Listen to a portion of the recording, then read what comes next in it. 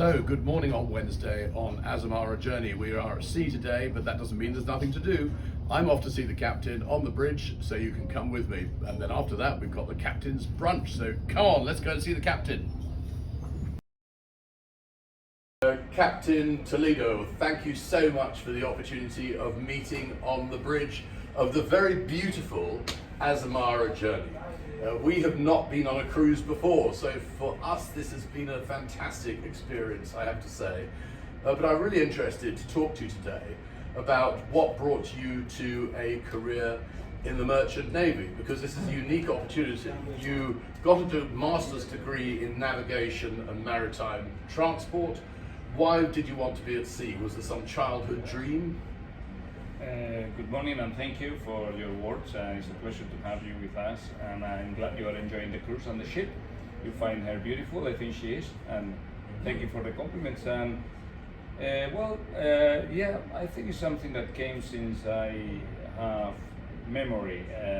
I don't know why, perhaps because I was living in a city very connected to the sea. The only way to get out or in that city, and the mail and the provisions and everything was coming by sea. So perhaps that was what triggered my interest to become a seafarer, right? And perhaps it comes from there, but it's what I can't remember. Yep. I wanted to do this since I can't remember. And then you did your degree and you chose to join cruise lines rather than go into the cargo side of the Merchant Navy. Was there any particular reason for that? Well, first I was attracted to this. Well, I had different moments in life that I was attracted to this or that within the Merchant Navy. But at a certain point I was attracted to the cruise ships. I did just a short period on a cargo ship when I was a cadet, and I realized that was not for me. I preferred something else, and then I joined cruise ships, and I spent all my career on cruise ships. It's different. It's a very particular sector within the Merchant Navy, and it's very particular. Yeah, as I said, you have to have the how to say, the profile, but more than that, the will to deal with people and to be all the time dealing with people.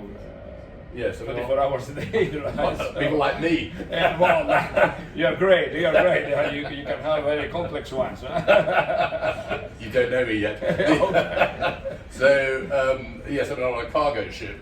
My grandfather, in fact, was the first ever foreigner allowed into membership of the Baltic Exchange, the shipping exchange in London. He was a Dane, and he worked for the East Asiatic Shipping Company. And so his ships would travel the world, but of course the captain only had the crew to worry about. He didn't have to worry about all the passengers, and you're right, it requires hospitality skills as much as anything, I think, to be on a cruise ship. Hospitality, public relations, and yeah, you have to like to deal with people and be engaged with people all the time.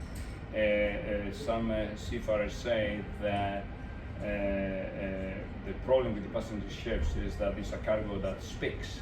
So, and on cargo ships, the cargo does not say anything. So some people prefer that. I remember having a chief officer from tankers as guest on a ship, and I invited him. He came to me and said that he was in the business with tankers, and I invited him to the bridge, and he came, and when he saw those times the people could come to the maneuvers in and out, and when he saw how we deal with things on a passenger ship, he said, this is not for me. So yeah. He said, I'll go back to my tankers, I'm not interested on this. So it's a different specialty, it's a different sector, and you have to like it, and you have to have the skills, or more than the skills. Each one has to have skills for whatever, but the profile, better said, to take that sector as a career. Right? Yes, and so you started as a cadet, and then your profile, you went up through the ranks. How long did it take you to do each step in your career? Depends. like everything in life, depends on circumstances, a little bit of luck here, your dedication and your professionalism help, obviously. So all together depends. But I became captain in 2005. I assumed the command in 2005, and I started cruise ships. Let's say in 90 something, 97, 98. So. Right. Yeah. So there's a fast promotion. Yeah, I can say I could say yes. It was fast. I think I did my part and a little bit of luck here and circumstances. So it's very reassuring for me as a passenger to have somebody who's been recognised for their accelerated competence. So, why should younger people, graduates and school leavers, why should they consider a life in the Merchant Navy? Do you think? Again, it's a matter of what you want to do and if you like it. I can speak only about the passenger ships. My experience on the other part of the Merchant Navy is very limited, so I don't want to speak about something that I don't know. What I can say is I love this job. I like it very much. First, I like to interact with people. I enjoy that, and I think it's very rich to meet different people continuously every single cruise, every different day. You meet new people, and I like that. But also I like the organization. The job itself, as such, it demands a lot. It's a lot of work. It's a lot of things, but I like it. And then together with that, you have the opportunity to travel and visit the world. As a cruise ship, you go always to the nice places. You get good docks, etc., etc. And it's interesting to travel and discover the world. Right? And you did a trip on behalf of Christopher Columbus, or you were doing something in the Naval Reserve. What was that about?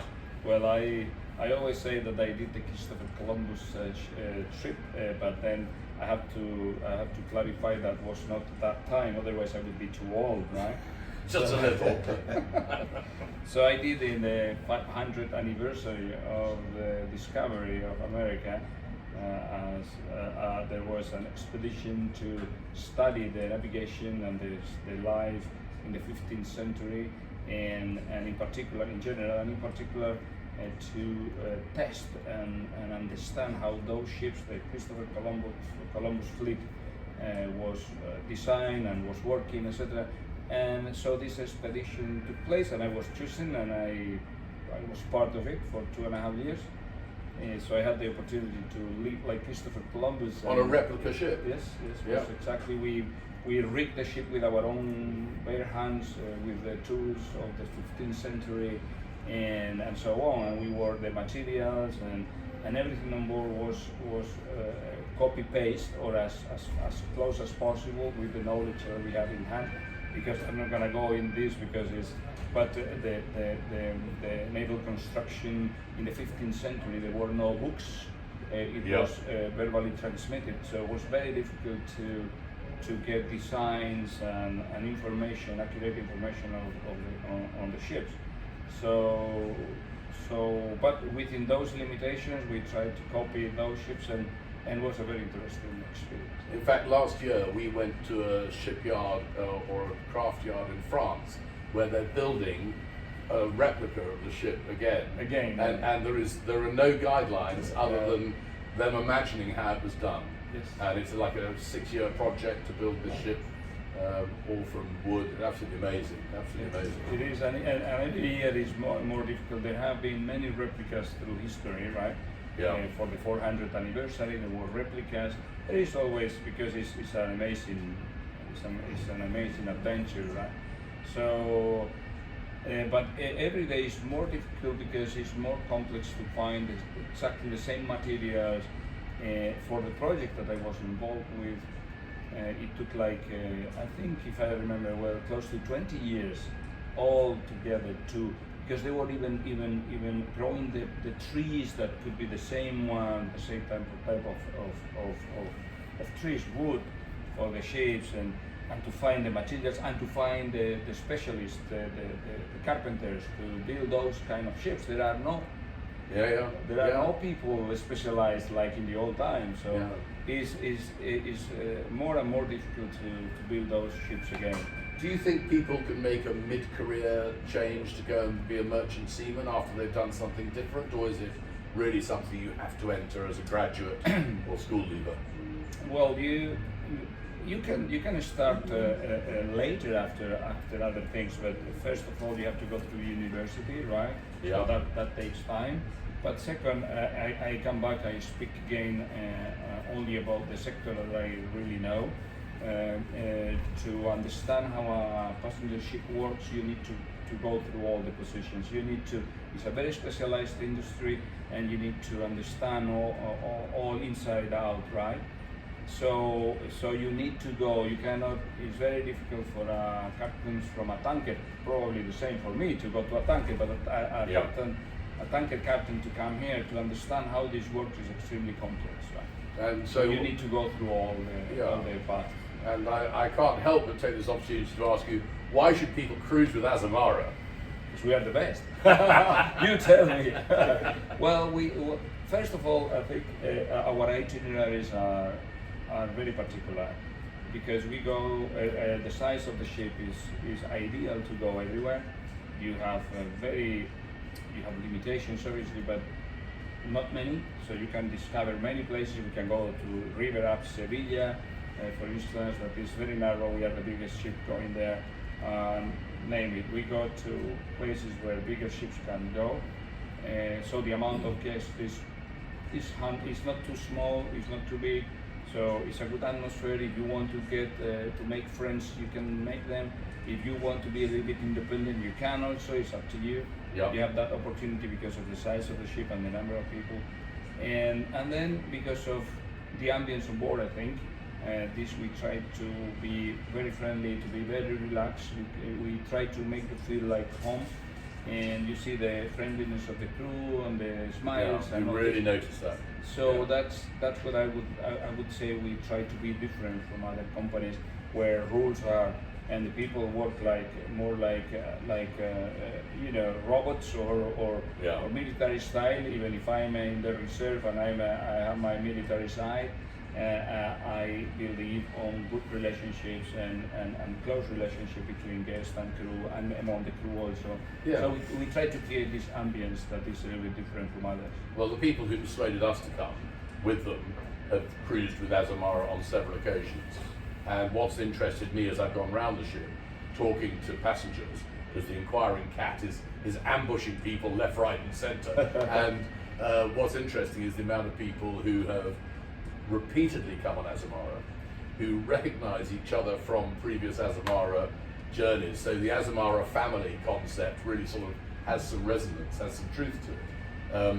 And I was also interested, because this is our Virgin cruise, our first cruise, how does this ship compare to other ships? And people who've cruised with other lines seem to be very loyal to the Azamara brand. Yeah, they'll say, oh, I went on this one, it's very nice, but I come back to Azamara because. And I think it's a fantastic testimonial. There's nothing like repeat business being your best testimonial. Glad to hear that. So we're very glad to have discovered you. Glad, thank you, and I hope you keep traveling with us also.